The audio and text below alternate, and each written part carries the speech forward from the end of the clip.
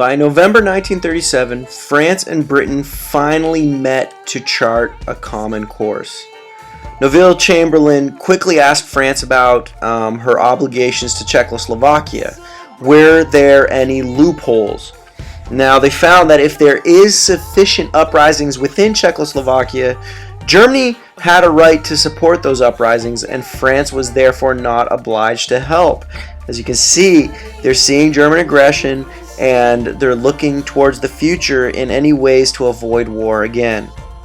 Therefore, this shows how they're so willing to appease and avoid any confrontation at all costs, even if this costs them giving up the East. And really, this is important to look at how far apart Britain and France were in regards to Hitler. Okay? They're straining their eyes towards peace. They're trying to focus on it as any way possible. But as we see in 1937, Hitler met with his top leaders and he explained his overall long-term strategy. He outlined his goals for colonization of the Soviet Union. Okay? He believed that the Soviet Union would be conquered by them and that they'd be able to use it for Lebensraum. You remember what Lebensraum means? And he basically outlined everything in Mein Kampf to come true.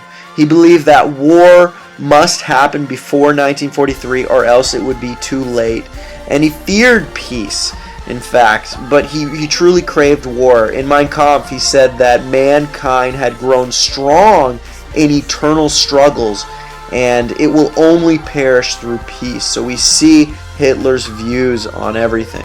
Now, in regards to Austria and Czechoslovakia, Austria, after World War I, was not allowed self-determination after Versailles.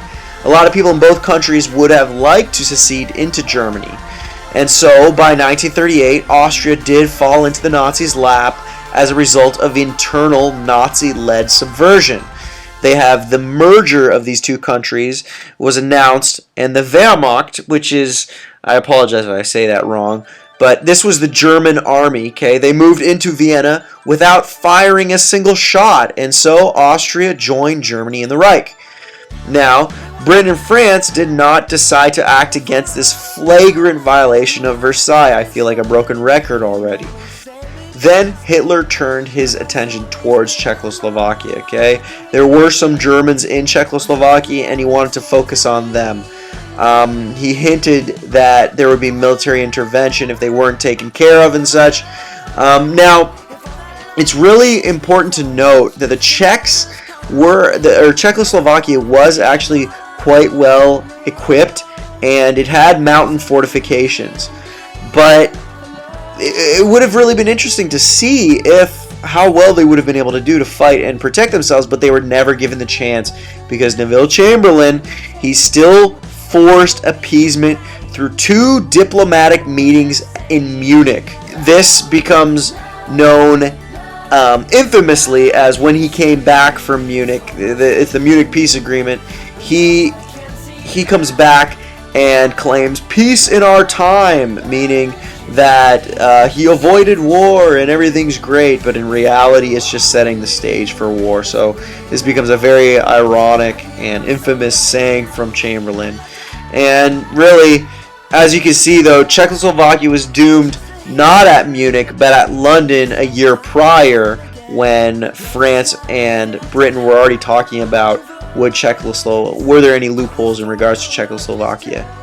Now, it didn't stop there. The Slovaks then wanted separation from the Czechs, and the Danzigers wanted also to be free up in the north, along with the German minority in Poland. So you see how it's all starting to grow all over the place. So in March 1939, Czechoslovakia itself collapsed as Hitler marched into Prague, and Slovakia then was set up as an independent client state. And as you can see, non-aggression and appeasement is changing the face of Europe. Hoping that his good fortunes would continue, Hitler then began to look to Poland. By March of 1939, Britain was really starting to feel threatened, so they guaranteed Poland's independence.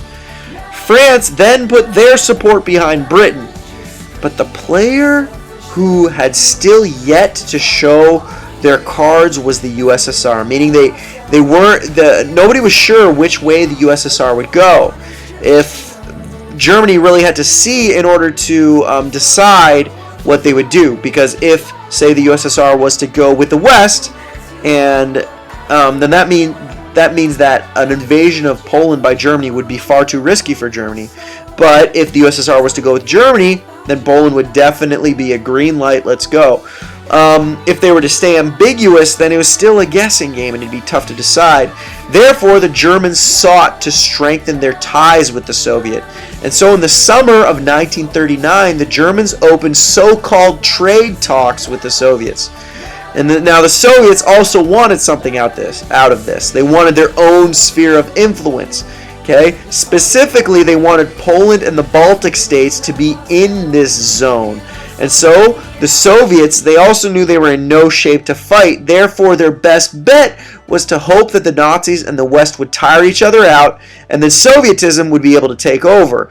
Specifically in Germany, where tired France and Britain would not be able to stand against a communist Germany. So as you can see, the USSR is very similar to their ideas in regards to World War I, where the West, they would just fight each other, get tired, and then the communists would rise up.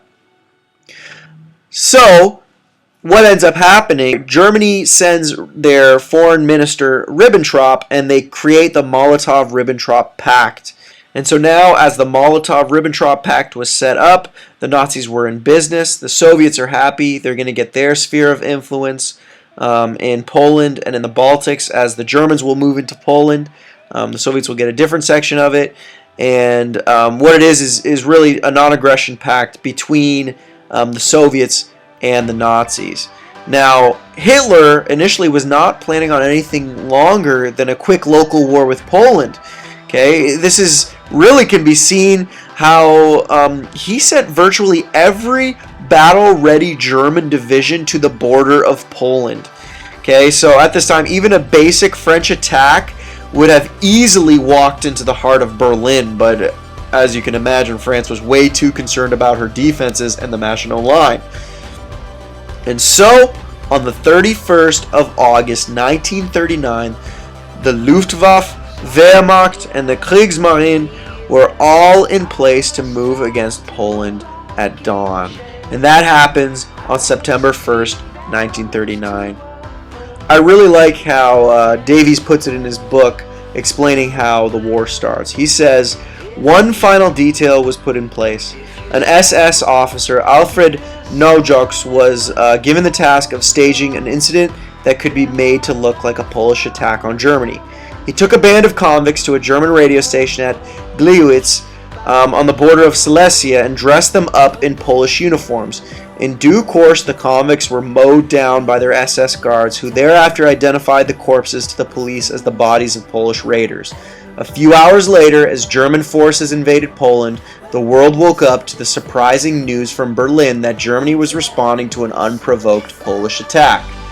As you can see, instead of just invading Poland, they tried to make an excuse about why to start the war. Regardless, he then goes on to say, Adolf Hitler had received the news of the Nazi-Soviet pact during dinner at the Berghof in Berchtesgaden. He led his guests onto the balcony to watch the dying moments of a blood-red alpine sunset. He said, "Looks like a great deal of blood," he remarked. "This time, we won't bring it off without violence." Now, what I want you to do is go to the Moodle and begin to work on your March to War essay. Okay? I know this is a very big topic that we've talked about for the past couple of units, but this is huge for paper 1 and then now for paper 2, okay, as well. So please do this well.